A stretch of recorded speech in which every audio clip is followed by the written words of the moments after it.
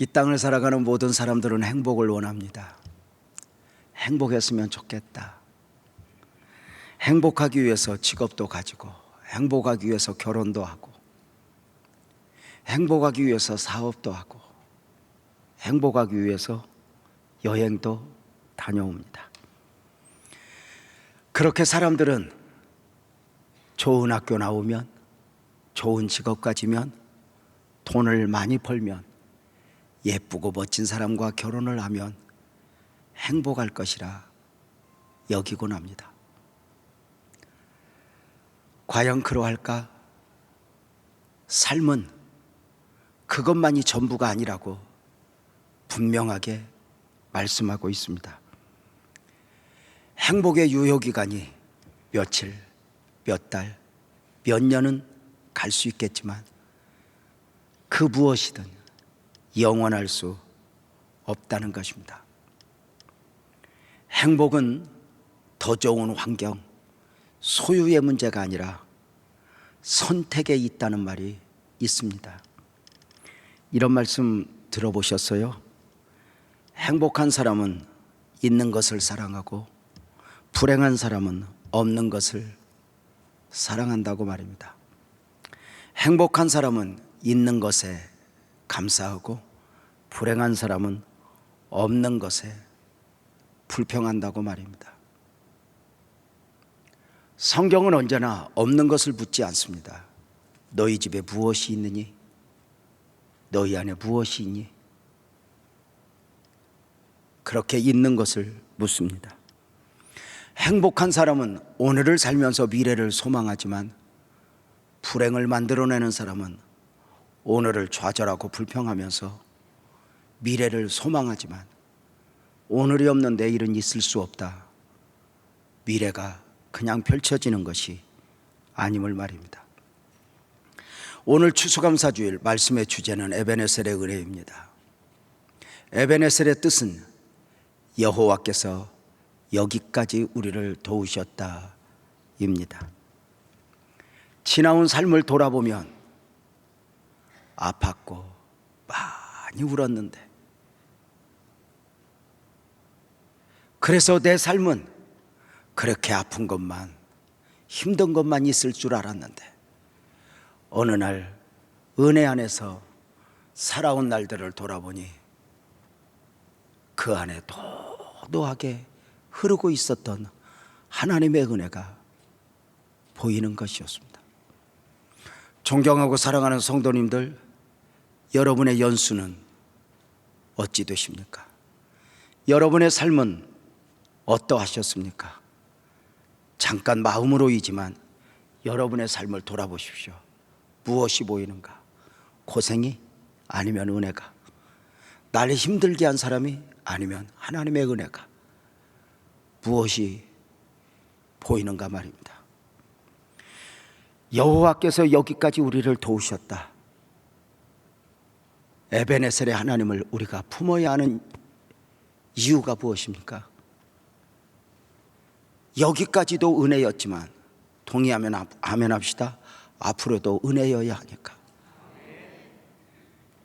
내 수고, 내 노력, 몸부림을 쳐 살아보지만 예수를 믿든지 아니 믿든지 그 인생이 주는 결론은 계획대로 되지 않는다는 것입니다.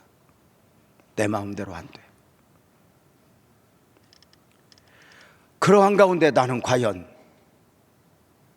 하나님의 은혜를 보고 하나님의 은혜를 말하는 사람으로 살아가고 있는가? 이제껏 내가 산 것도 주님의 은혜라. 지금까지 지내온 것 주의 크신 은혜일세. 아, 하나님의 은혜로 있을 데 없는 자 왜 구속하여 주는지 난 알 수 없도다. 지나온 모든 세월들 돌아보아도 그 어느 것 하나 주의 손길 안 미친 것 전혀 없네. 이러한 노래들은 에베네셀을 노래한 것입니다. 내가 전에는 하나님을 귀로만 들었는데 이제는 그 하나님을 눈으로 보며 하나님을 노래하는 것 말입니다. 여러분은 어떠하셨습니까? 얼마든지 불행해야 했고 불행한 삶을 살 수밖에 없었던 여인이었지만 지나고 보니 자신의 삶에 에베네셀을 풍성하게 담아냈던 한 여인을 이야기하려고 합니다. 마태복음 1장 예수님 계보에 이름을 올린 룻이라는 여인입니다. 이 여인의 처음 시작은 이방 여인으로서의 룻이었습니다. 여인은 자신의 나라 모압이 하나님 앞에서 버림받은 나라인 줄,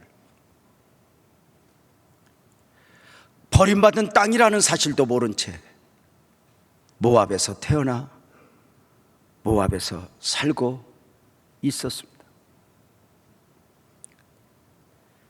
우상을 섬기는 것이 얼마나 어리석은지 모르고 그저 다들 이렇게 사니 나도 이렇게 살지 하며 하루하루 살아가고 있었습니다. 자신이 죄와 사망에 매여 있는 인생인 줄도 모르고 하나님을 모르니 그것을 알 수가 없었죠. 이렇게 살다가 죽어 지옥 가게 될 줄도 모르고 오늘 하루하루 사는 것이 전부인 줄 알고 살아가는 것이었습니다. 이렇게 살아가고 있는 중에 그 도시에, 그 마을에 어느 한 가정이 이사를 왔는데 멀리 베들레헴에서 흉년을 피해 이렇게 이주를 해왔다는 것입니다. 가족 구성원은 가장 엘리멜렉, 그리고 그의 아내 나오미, 그리고 두 아들 말론과 기론이었습니다. 그런데 저들이 사는 모습을 어느 순간부터 바라보니 무엇인가 많이 다르다는 것을 느끼게 됩니다. 물론 모압이라고 하는 나라와 예루살렘이라고 하는 유다라고 하는 나라가 다르니까 문화적으로 어떤 다른 면이 있겠지만 그거 말고 무엇인가 다르다 싶은 것입니다. 특별히 종교에서 그러합니다. 자기들은 다신주의 사상으로 그저 많은 신들 중에 내가 선택하여 한 신을 섬기면 되는 줄 알았는데 저들은 아니라는 것입니다. 당신이 누구이든 당신은 유일신 여호와 하나님을 믿고 섬겨야 한다는 것입니다. 그럴까? 반문을 해보지만 저들은 그렇다는 것이었습니다. 무엇인가 달랐습니다. 먹는 것에서도 좀 다른 것 같고 삶의 방식도 자신들과 다르다 싶었습니다. 그러던 중 왜인지는 모르지만 그 집의 가장 엘리멜렉이 호련히 죽게 되었습니다. 왜 죽었는지 잘 알 수는 없었습니다. 그러나 장례를 치르는 모습도 무엇인가 다른 것 같습니다. 적어도 자신들은 죽음이라고 하는 것이 참 슬픈 일이요, 이 헤어짐이라는 이것이 참 아픈 일인데 저들은 사랑하는 남편을, 사랑하는 아버지를 보내 슬픔은 슬픔이지만 무엇인가 느낌이 자신들과 다른 것입니다. 자신들은 사람이 죽으면 그저 이 땅에서 끝나는 줄 알았는데 저들은 죽은 다음에 또 하나의 세계가 있다는 것입니다. 그럴까? 이렇게 의문을 갖는 중에 우연인지는 모르지만 이 여인이 그 나오미의 집에 두 아들, 그 중에 한 아들에게 시집을 가게 됩니다. 이때 또 한 여인 오르바도 시집을 오게 되니 서로 동서지간이 되었습니다. 그렇게 시집을 가서 삶을 만들어가는 중에 행복이 무엇인지도 모를 때 부부이니 당연히 아이가 생겨야 하는데 아이를 보지도 못한 채 남편들 말론과 기론 두 아들이 죽고 말았습니다. 결국 이 집에는 나오미를 비롯한 홀로 든 세 여인만 남게 되었습니다. 이해할 수 없는 아픔이었고 이해할 수 없는 눈물이었습니다. 그 처절함 가운데 어느 날 나오미가 비장한 결심을 합니다. 두 며느리 아파서 이제는 너희 갈 길을 가거라. 나는 내 나라 내 조국 베들레헴으로 가야겠다. 이것은 단순히 여기 삶의 터전이 어려우니 나는 이주할 거야가 아니었습니다. 비로소 사랑하는 남편을 잃어버리고 두 아들을 잃어버리면서 나는 누구여야 하는가를 알게 되었던 것입니다. 더 잘 먹기 위해, 더 잘 살기 위해 어려움을 피해 모압으로 왔지만 모압은 자신이 머물 곳이 아니었습니다. 이제 약속의 땅, 말씀의 집, 나 베들레헴으로 갈 거야 라고 말합니다. 이때 은혜 가운데 룻이라고 하는 여인이 동행하여 베들레헴으로 함께 오게 됩니다.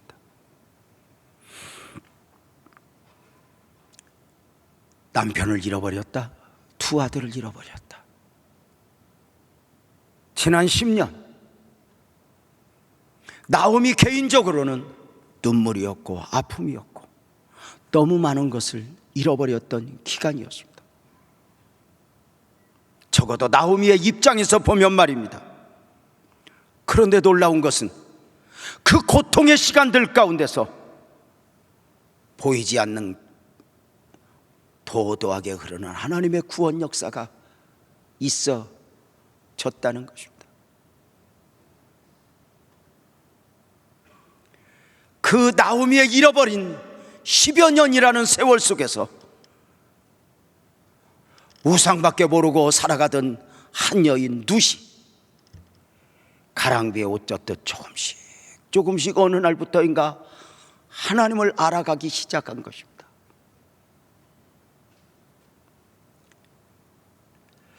이렇게 하나님을 알아갈 즈음에 룻은 중요한 선택을 해야 했습니다. 어머니 나오미가 두 자부에게 이야기합니다. 너희에게는 남편도 없고 자식도 없어. 나와 함께 있어야 할 이유가 없다. 나는 내 조국 내 나라로 가겠다. 하나님이 있는 땅, 약속이 있는 땅으로 가겠다.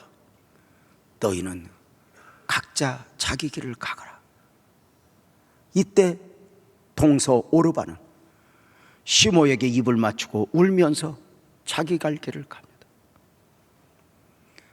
그러나 룻이라고 하는 여인은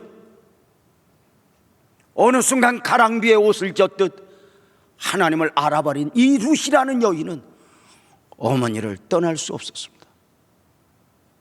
어머니, 나도 베들레헴으로 가겠습니다. 나도 베들레헴으로 가겠습니다. 이유는 모릅니다. 단 하나, 어느 순간 어머니의 하나님이 내 하나님이 되어버린 것입니다. 어쩌면 베들레헴으로 가면 그는 많은 대가를 지불해야 합니다. 어쩌면 보이는 것만 보면 육적인 선택을 했던 동서 오르바가 훨씬 나은 선택이었을 것입니다. 그런데 돌아옵니다. 이방 여인 룻에서 베들레헴 여인 룻으로 들어오게 됩니다. 딱 하나, 어머니의 하나님이 나의 하나님입니다 고백입니다. 이것을 부인할 수 없는 것입니다. 아브라함의 하나님이 이삭의 하나님이 되다. 어느 순간 그 하나님이 자신의 하나님이 된 것입니다.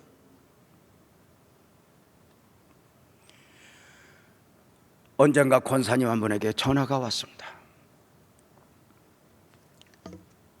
수화기 넘어 들려오는 목소리는 눈물을 흘리는 목소리였습니다. 그런데 다행인 것은 그 눈물이 슬픔, 아픔 이런 눈물이 아니라 무엇인가 묘하게 기쁨의 눈물이라는 것을 알았습니다. 권사님 왜요? 권사님 왜요? 권사님 말씀하십니다. 목사님, 나 우리 딸에게 전화 받았어요. 왜요? 무슨 전화인데요?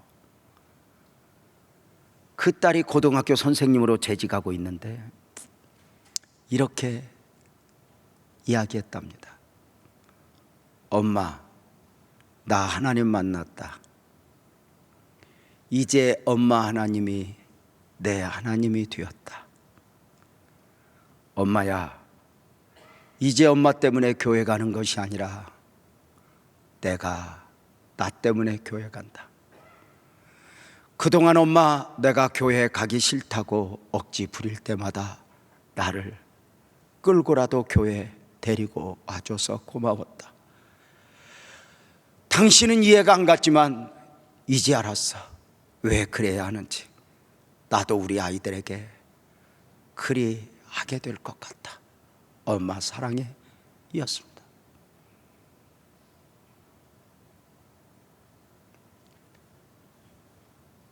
나 베들레헴에 갈래요. 왜? 아무것도 없습니다. 딱 하나, 확실한 건 어머니 하나님이 나의 하나님입니다. 이 고백이 룻기서 1장 16절 17절에 나와 있죠. 룻이 이르되 내게 어머니를 떠나며 어머니를 따르지 말고 돌아가라 강권하지 마옵소서. 어머니께서 가시는 곳에 나도 가고 어머니께서 머무시는 곳에 나도 머물겠나이다. 어머니의 백성이 나의 백성이 되고 어머니의 하나님이 나의 하나님이 되실 것입니다. 어머니께서 죽으시는 곳에서 나도 저거 거기 붙이게 될 것입니다 고백합니다. 사랑하는 성도님들, 사실 어머니를 따라 베들레헴으로 돌아올 때 준비된 것은 아무것도 없습니다. 이런 방식으로 물어볼까요?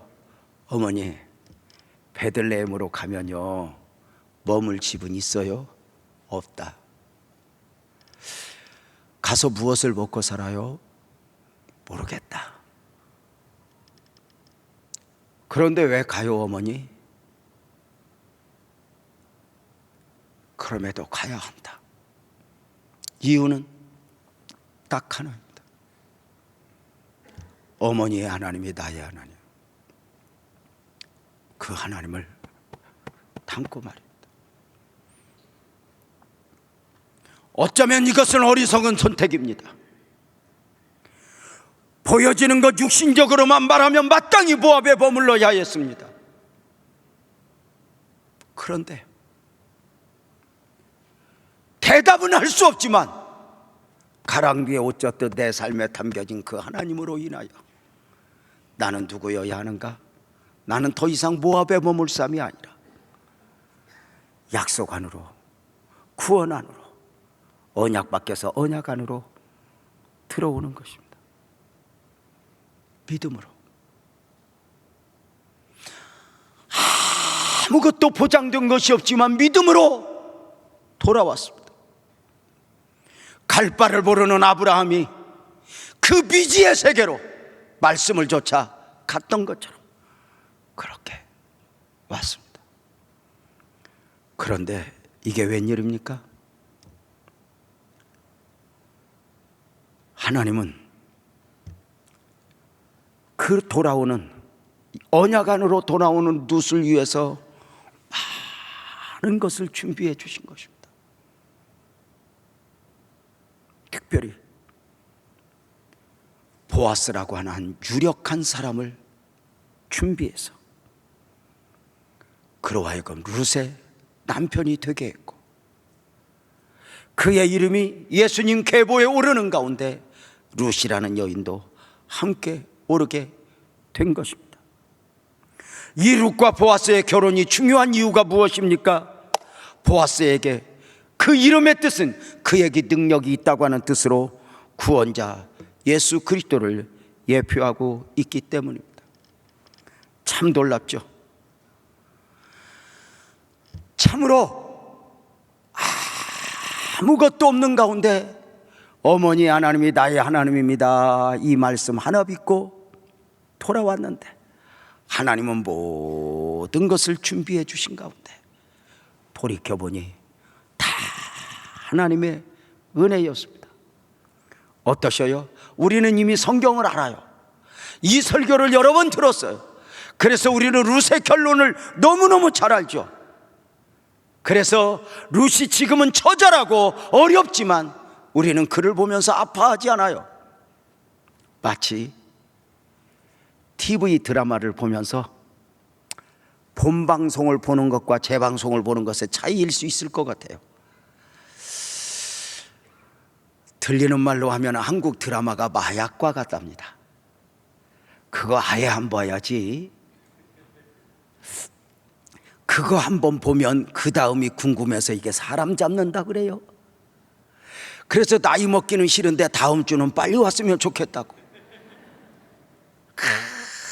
요즘에는 이 한국 드라마가 들리는 말로는 뭐 외국 사람들도 난리라는데, 하여튼 드라마 그래요. 50부작, 40부작, 30부작 드라마를 만들었는데 본방을 볼 때는 주인공 따라서 애절하고 아팠지만 재방송을 보면 여유가 있어요. 결과를 하니까 이렇게 됐지 저렇게 됐지. 사실 돌이켜보면 저는 마음이 참 여린 것 같아요.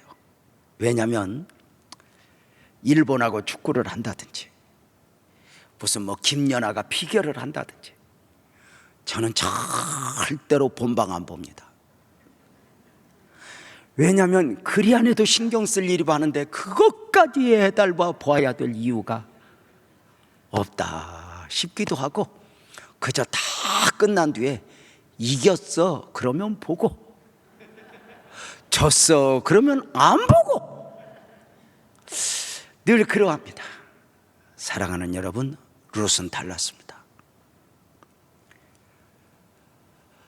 룻기의 주인공인 이 여인은 자신의 비례를 몰랐습니다. 베들레헴으로 왔지만 아무것도 없이 이삭을 주워 먹고 살아야 했습니다. 이삭을 주워서 먹고 살아야 했다 하니 혹시 낭만적으로 생각하실까 봐 잠깐 말씀을 드립니다. 세계 어떤 나라에도 없는 한국 여성만의 특징이 있습니다. 교회에서 봄에 어디를 갈 때 준비물 준비하라 하지 않았는데 각자 칼을 다 가지고 옵니다. 들판에 있는 쑥은 다 죽었습니다. 돌미나리 사정없이 꺾어옵니다. 그것이 재미이고 또 한 끼 정도 떡을 해먹을까 여서 그것이 기쁨이지, 만약에 그 쑥을 뜯어다가 그 돌미나리 뜯어다가 팔아 가족의 생계를 책임져야 한다면 심각한 거 아닐까? 어떠세요? 이 여인 보세요. 세상적 시각으로 보면 이 여인이 어떻게 보일까? 바보 중에 바보 아니에요? 잘 사는 나라 던지고 베들레헴으로 왔어. 신랑도 없어, 자식도 없어.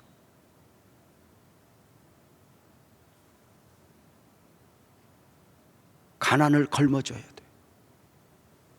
또 어쩌면 연을 끊어도 문제가 없을 만큼의 시어머니를 보셔야 돼. 아마도 시어머니가 건강하지 않았던 것 같아요. 아니면 나이 많이 늙었든지. 왜일까요? 무엇을 보면 알 수 있을까요? 아마도 나오미가 조금만 힘이 있었다면 이 베들레헴을 전혀 모르는, 이 유다 땅을 전혀 모르는 며느리가 어머니 이삭 주워 올게요 할 때 나도 같이 가자 했을 거예요.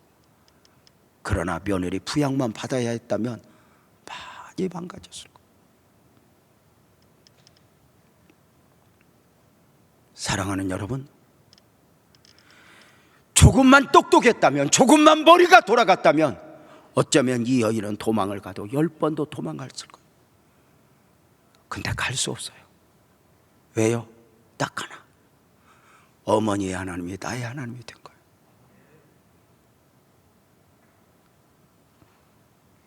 현실이죠.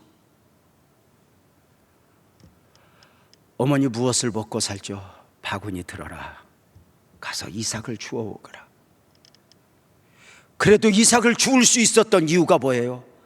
그것이 하나님이 정해놓으신 법이었거든요. 가난한 사람, 어려운 사람 살 수 있도록. 레위기 19장 9절 10절에 보면 그렇게 나와 있네요. 곡식을 수확하는 이들에게 너희가 너희의 땅에서 곡식을 거둘 때에 너는 밥 모퉁이까지 다 거두지 말고 내 떨어진 이삭도 줍지 말라. 내 포도원의 열매를 다 따지 말라. 내 포도원에 떨어진 열매도 줍지 말라. 가난한 사람과 거루면을 위하여 버려두라. 나는 너희 하나님 여호와야. 내가 보고 있어. 버려두라. 무슨 말입니까? 곡식을 거둘 때에 밑둥그리까지 자르지 말고 좀 남겨두라. 가난한 사람이 뜯어먹을 수 있도록. 이삭을 흘렸느냐? 줍지 말아라. 가난한 사람이 그것을 먹을 수 있도록. 포도를 다 따지 말아라. 포도를 흘렸느냐? 줍지 말아라. 가난한 자들이 그리할 수 있도록.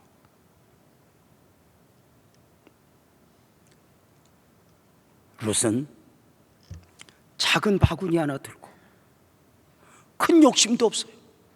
작은 바구니 하나 들고 갈 바를 모르는 가운데 어떤 밭으로 가야 하지?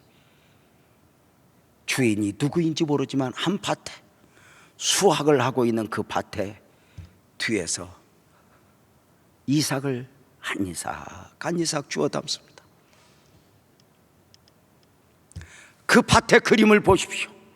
저 앞에서는 가마니를 펼치고 곡식을 주워 담는 사람들, 그 뒤에서 한 이삭을 주워 담는 것입니다.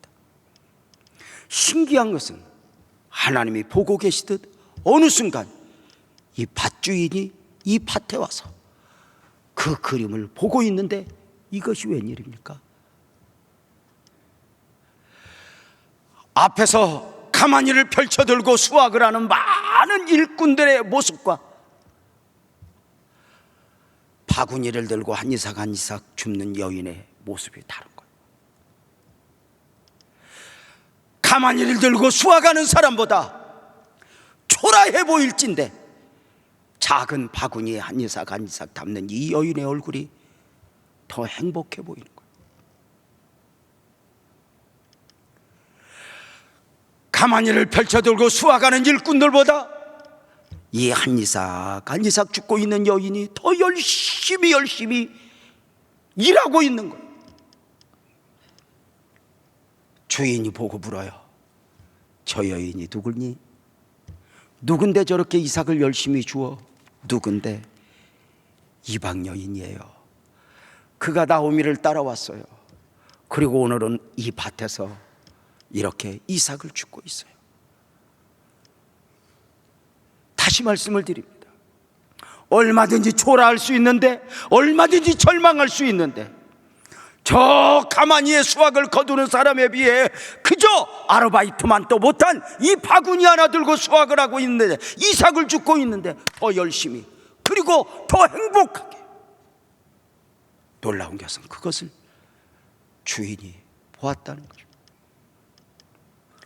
그리고 결국 그는 보아스의 아내가 되었습니다. 이삭 줍다가 밭주인이 되었어요. 사실 보아스를 남편으로 받기에는 이 여인은 약점이 많은 여인이었어요. 그렇지 않아요? 이방 여인이었죠. 한번 결혼했던 여인이었죠. 믿은 지 얼마 되지 않았죠. 그의 약점을, 그의 허물을 이야기하려면 한도 끝도 없어요. 그는 또 혼자가 아니라 늙은 시어머니 모시고 있었죠. 그런데 은혜 안에서는 보아스에게는 이런 약점이 아무 문제가 되지 않는 거예요. 이게 은혜의 매력인 것 같아요. 우리의 가정이, 우리의 교회가 그래야 하는 것 아닐까? 우리의 가정, 우리의 교회는 어떤 곳이어야 돼요? 약점이 있지만 약점이 문제가 되지 않는, 부족함이 있지만 부족함이 문제가 되지 않는. 여러분, 교회에서 약점이 약점되고 부족이 부족되면 무슨 의미가 있겠어요?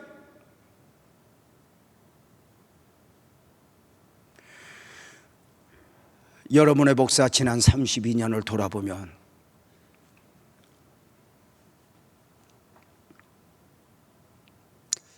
성도들에게 죄송할 때가 참 많아요.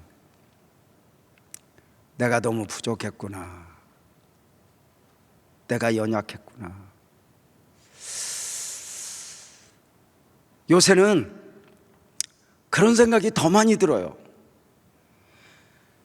그래서 우리 장로님들한테, 우리 성도들한테 그냥 고마운 거예요.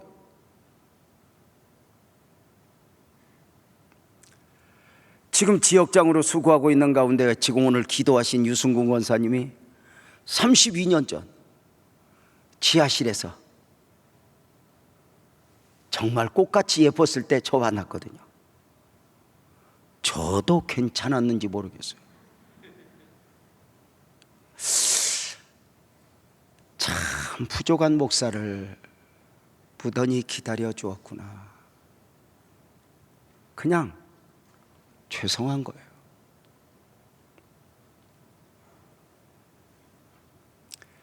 배우자의 약점이 문제가 됩니까? 여러분, 언젠가 은혜되지 못했기 때문에 그래요. 자식의 부족이, 자식의 약점이 염려가 되고 문제가 됩니까? 은혜로 보지 못하기 때문에 그래요. 거울을 보면서 자신의 약점이, 자신의 부족이 문제가 됩니까? 어느 날 은혜로 보지 않는 거예요. 예수는 믿지만, 하나님을 알지만 세상적 사고를 가지고 나를 지배하며 나 같은 게 살아서 뭐해? 이 여인을 보세요. 어쩌면 바보 아니에요?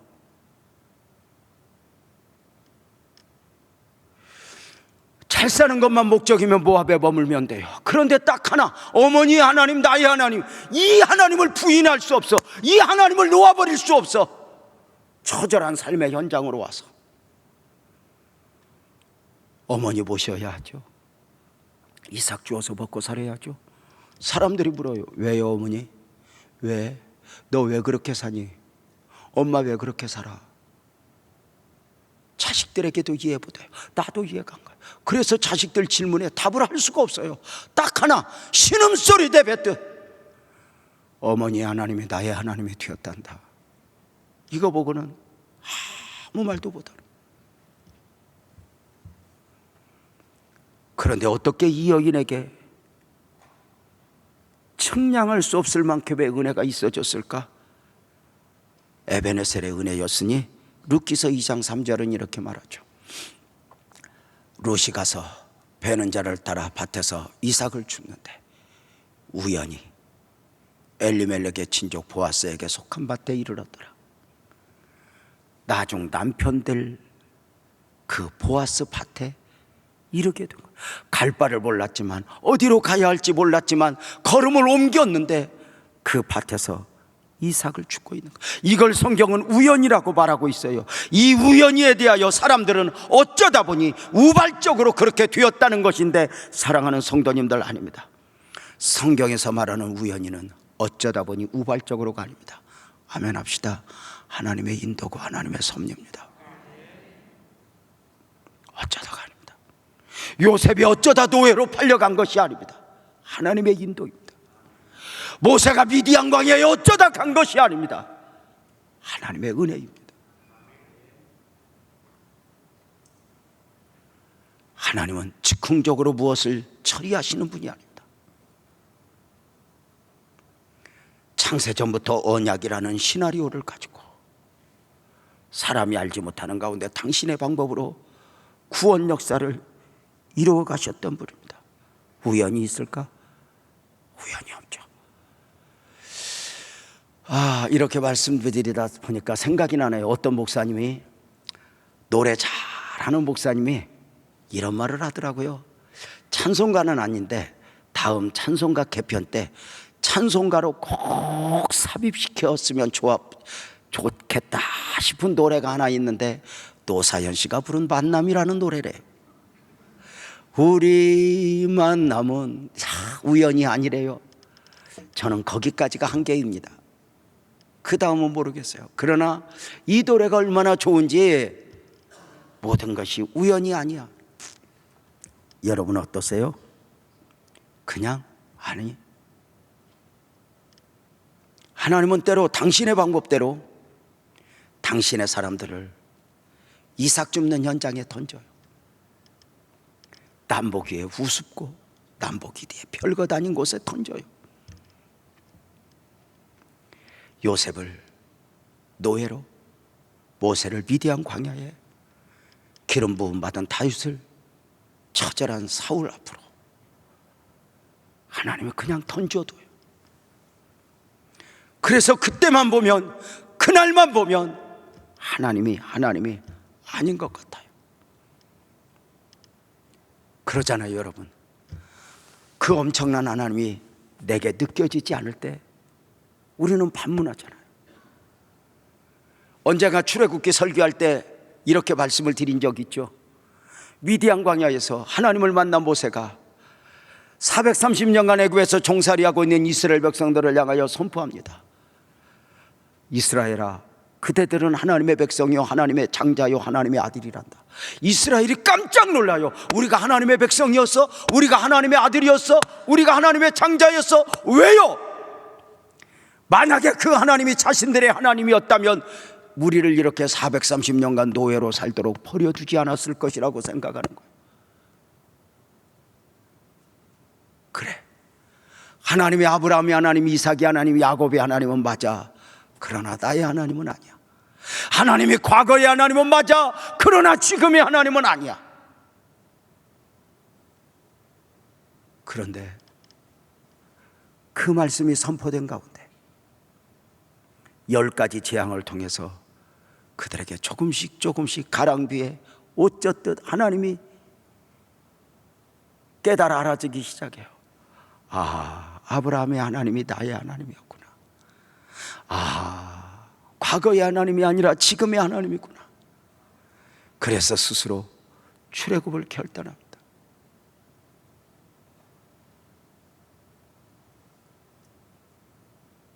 룻은 이삭을 주어요. 최선을 다해요. 그 얼굴에 행복이 있어요. 놀라운 것은 부끄러워하지 않아요. 바구니에 이삭 줍는 처절한 인생이지만 부끄러워하지 않아요. 누구보다 행복해. 누구보다 은혜예요.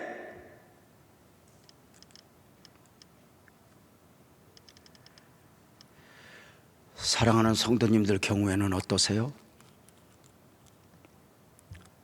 저는 제가 안산에서 목회하면서 저의 생각도 우리 성도들에게도 좀 인식시켜주고 싶은 것이 있었어요.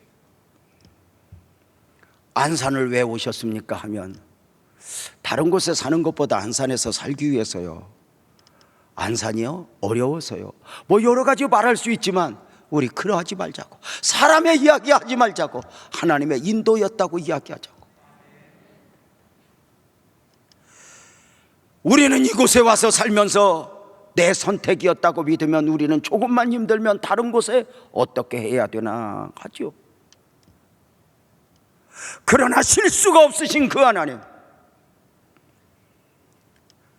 그 하나님이 나를 인도했다고 믿으면 어쩌면 그 안에서 우리는 수없이 인내해야죠. 32년 전 안산에 처음 왔을 때 십자가도 없이 간판도 없이 지하실에서 목회를 시작하면서 선포했어요.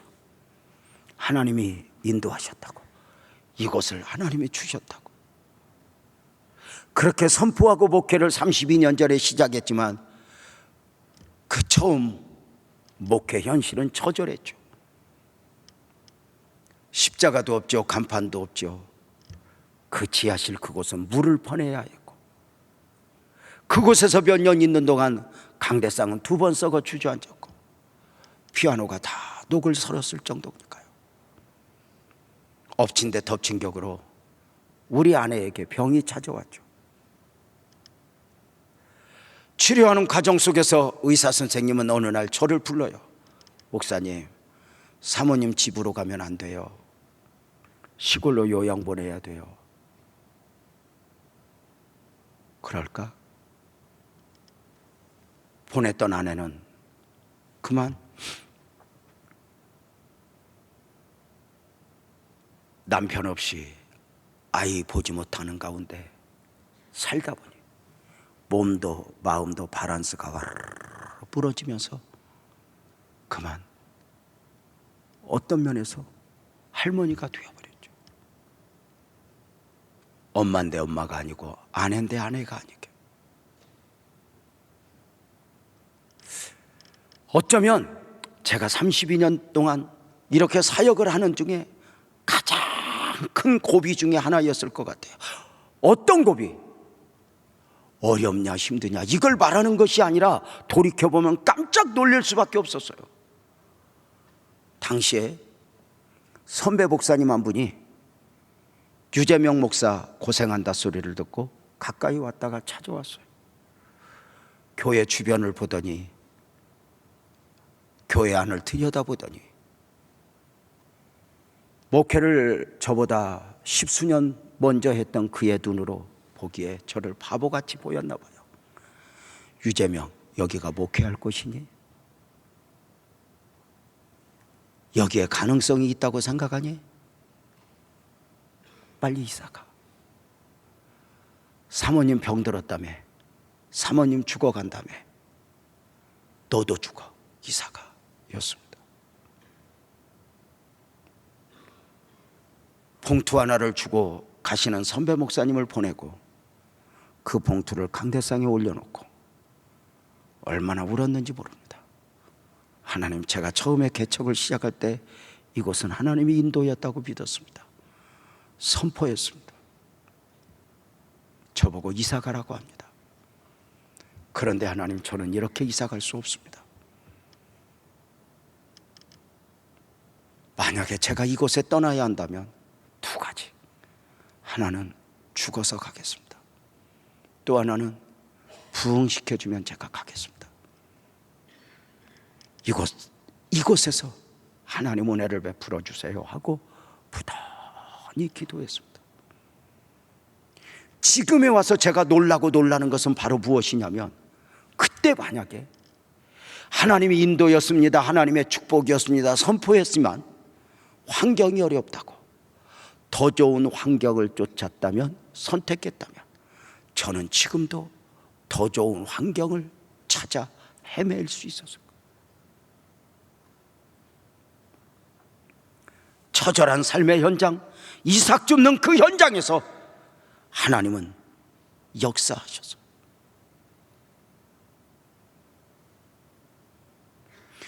하나님은 그곳에서 은혜를 베푸셔서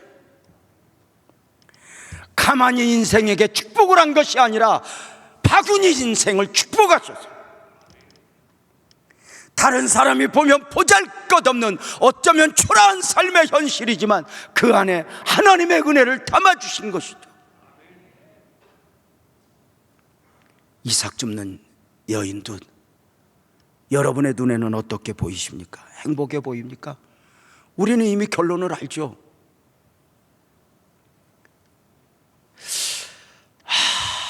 그에게 하나님의 계획을 있음을 믿고 또 나중에는 하나님의 섭리가 펼쳐질 것이라고 말입니다. 그 일이 이루어가는 과정 속에서 만약에 룻이라고 하는 여인이 집사가 되어 저에게 상담을 요청했다고 합시다. 목사님, 저 모압으로 그만 갈까 봐요. 예수 그만 믿을까 봐요. 나 시어머니 그만 모시고 떠날까 봐요. 제가 뭐라고 하겠어요? 어쩌면 저도 그래야 될 것 같아, 그래야 될 것 같아 라고 말할 수밖에 없을 거예요. 그러나 하나님은 다를 거예요. 영혼을 섭리하시고 영혼을 역사하시는 그 하나님은 룻에게 견뎌라, 인내해라, 참아 인내하라고 말입니다. 더 좋은 환경이 사람의 축복을 만드는 것일까? 그러할 수 있겠죠. 씨 뿌리는 비유를 아시죠? 좋은 씨앗이 좋은 밭에 뿌려져 30배, 60배, 100배의 결실을 맺는다고 말입니다. 그러나 좋은 씨앗이 좋은 밭에 뿌려졌기에 열매를 맺는 게 아닙니다. 성경은 단호하게 이렇게 말합니다.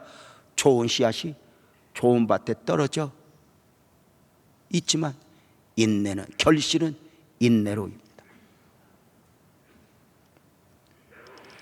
좋은 사람 만났지만, 좋은 가정 만났지만, 좋은 교회 만났지만, 좋은 직장 만났지만 결실은 인내로 말입니다.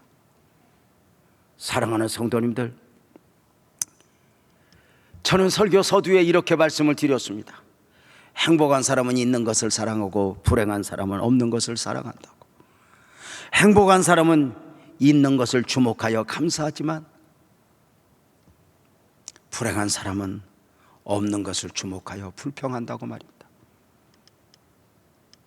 보이는 것만 보고 내 자신 바구니 인생 타다는 것이 아니라 내 삶에 도도하게 흐르고 있을 그 하나님의 은혜를 믿고 나는 하나님을 사랑합니다. 나는 또 한 번 그 하나님을 믿습니다. 어쩌면 세상은 엄마 왜 그래? 자식들 맞아. 배우자마자 당신 왜 그래? 몰라. 근데 딱 하나, 어머니 하나님이 나의 하나님이 되어버렸어요. 제가 목사가 처음 된다고 할 때 우리 가족들이 날 보고 그랬어요. 왜 너까지 난리냐? 그런데 그렇게 해야 될 것 같아. 우리 집 막내가 목사가 된대요. 대학을 졸업하고 신학을 가겠다네요. 그래서 혹시 이놈이 다른 결정을 내리면 어떡하나 싶어 형을 통해 물었죠. 너 왜 목사 되려고 하냐? 그랬더니 우리 막내가 그랬대네요. 형, 인생의 가치가 무엇인지 내가 알아버렸는데 내가 어떻게 이 길을 안 가? 그 수준 높은 말을 그가 수준이 있어서 했는지 아니면 하나님이 하게 하셨는지는 모르지만 분명한 것은 어머니 하나님이 나의 하나님이 되어서 그 하나님이 나를 부자를 만들어줘서 그 하나님이 나를 출세를 시켜서 빛깔나서가 아니라 딱 하나 이 가슴 속에 어머니 하나님이 그 하나님이 내 하나님이 되어서 누가 뭐래도 나는 하나님에게서 멀어질 수 없고 하나님을 놓아버릴 수 없어. 그래서 그 하나님의 시각을 가지고 내 삶을 보니 에베네셀의 은혜야. 이 은혜가 중요한 것은 내가 돈이 있어도 건강해도 역시 앞으로도 은혜여야 하니까. 사랑하는 성도님들, 분명한 거 있어요. 하나님은 우리에게 베푸실 은혜가 있어요. 내 바구니에 하나님이 무엇을 담아주실까 하지만 아니에요. 하나님은 여전히 우리에게 베푸실 은혜가 있어요. 내가 너희 하나님이라. 그 하나님을 목자로 고백하지 않겠습니까? 여러분과 함께 목자 되신 하나님을 노래하면서 오늘 예배 마무리하고 싶습니다. 우리 모두 자리에서 일어나서 여호와 나의 목자, 기도하는 마음으로 마음을 담아 찬송하면서 오늘 예배 마무리합니다.